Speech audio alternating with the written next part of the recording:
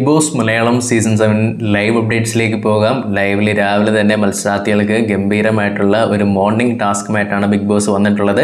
വേറൊന്നുമല്ല, ഹൗസിലുള്ള കണ്ടസ്റ്റൻസ് വിജയിച്ചു എന്ന് കൺസിഡർ ചെയ്യുക. അതിനുശേഷം നിങ്ങൾ ഇപ്പോൾ പുറത്തിറങ്ങിയ ശേഷം ഒരു പ്രസ് മീറ്റ് കൂടുകയാണെങ്കിൽ അതിലെന്തൊക്കെ ചോദ്യങ്ങളായിരിക്കാം ചോദിക്കാൻ സാധിക്കുന്നത് എന്നുള്ളതാണ്. അപ്പം ഒരു വ്യക്തിയോടൊപ്പം നിൽക്കുന്ന ബാക്കിയുള്ള 8 കണ്ടസ്റ്റൻസ് ചോദ്യങ്ങൾ ചോദിക്കാവുന്നതാണ്. മിനിമം 4 ക്വസ്റ്റ്യൻസ് മാത്രമാണ് ചോദിക്കാൻ സാധിക്കുന്നത്.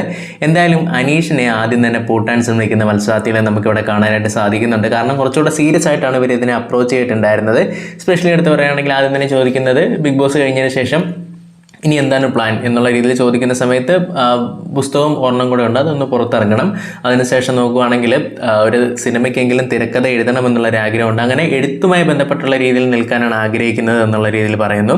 പിന്നീട് നോക്കുകയാണെങ്കിൽ ബിഗ് ബോസ് വിന്നറായി കഴിയുന്ന സമയത്ത് നിങ്ങൾ പറഞ്ഞിട്ടുണ്ടായിരുന്നല്ലോ, നിങ്ങൾ ഞങ്ങളുടെ അടുത്താണെങ്കിലും പിരിവൊക്കെ ചോദിച്ചിട്ടുണ്ടായിരുന്നു സ്കൂളിന് വേണ്ടി എന്തെങ്കിലുമൊക്കെ ചെയ്യാൻ. അപ്പം വിന്നറായി കഴിഞ്ഞാൽ ആ ഒരു 50 ലക്ഷത്തിൽ നിന്ന് എത്ര രൂപ സ്കൂളിലേക്ക് കൊടുക്കും എന്നുള്ളതാണ് ഹൗസിലുള്ള കണ്ടസ്റ്റൻസിന് അറിയേണ്ടത്. അപ്പം അനീഷ് പറയുന്നുണ്ട് അത് എന്തായാലും ഞാൻ നല്ലൊരു എമൗണ്ട് കൊടുക്കും എന്നുള്ള രീതിയിൽ പറയുന്നുണ്ട്. ഇല്ല, ആ എമൗണ്ട് എന്തായാലും പറയുകയാണെങ്കിൽ കുറച്ചുകൂടെ നല്ലതായിരുന്നു. കാരണം അത് എന്തായാലും ഓഡിറ്റൊക്കെ ചെയ്യുന്ന സമയത്ത് അറിയപ്പെടും ഹൗസിൽ അല്ലെങ്കിൽ സ്കൂളിൽ ആരൊക്കെയാണ് എത്രമാത്രം ഡൊണേഷൻ കൊടുത്തിട്ടുള്ളത് എന്നുള്ളത്. അപ്പോൾ അതുകൊണ്ട് പബ്ലിക്കായിട്ട് പറയുന്നുണ്ട് കുഴപ്പമൊന്നും ഇല്ല എന്നുള്ള രീതിയിൽ പറയുന്നു. അനീഷ് ആകെ മൊത്തം വടപടലം പെട്ടിരിക്കുന്നത് നമുക്ക് കാണാനായിട്ട് സാധിക്കുന്നുണ്ട്. ഇത് അനീഷ് ഓൾറെഡി അങ്ങോട്ട് പറഞ്ഞിട്ടുണ്ടായിരുന്നു തോന്നുന്നു, ഞാൻ ഇതുപോലെ തന്നെ ഒരു സ്കൂളിന് വേണ്ടി എന്തെങ്കിലുമൊക്കെ തന്നെ ചെയ്യണം എന്നുള്ള ആഗ്രഹം ഉണ്ടെന്നുള്ളത്. പിന്നെ വിന്നറായി കഴിയുമ്പോഴത്തേക്ക് അവർക്ക് തീരുമാനിക്കാം ഇതെന്തൊക്കെ ചെയ്യണം വേണ്ടയോ എന്നുള്ളത്. ആകെപ്പാടെ 50 ലക്ഷം രൂപയാണ്. അതിനകത്ത് ടാക്സ് ഒക്കെ കഴിഞ്ഞ് 35 ലക്ഷം രൂപ കിട്ടും. പിന്നീട് അവിടെ തന്നെ പണപ്പെട്ടി ആരിലും എടുത്തുകൊണ്ട് പോയി കഴിഞ്ഞാൽ അവിടെ ഒരു മൈനസ് വരുന്നുണ്ട്. ഈ കാര്യങ്ങളൊക്കെ തന്നെ അനീഷ് പറയാൻ വേണ്ടി ശ്രമിക്കുന്നുണ്ട്. പിന്നെ ഒരാളെ ഇഷ്ടപ്പെട്ടത് അയാൾക്ക് അല്ലെങ്കിൽ അയാൾ ബാക്കിയുള്ള ആൾക്കാർക്ക് പൈസ കൊടുക്കുമെന്ന് വിചാരിച്ചുകൊണ്ടല്ലോ.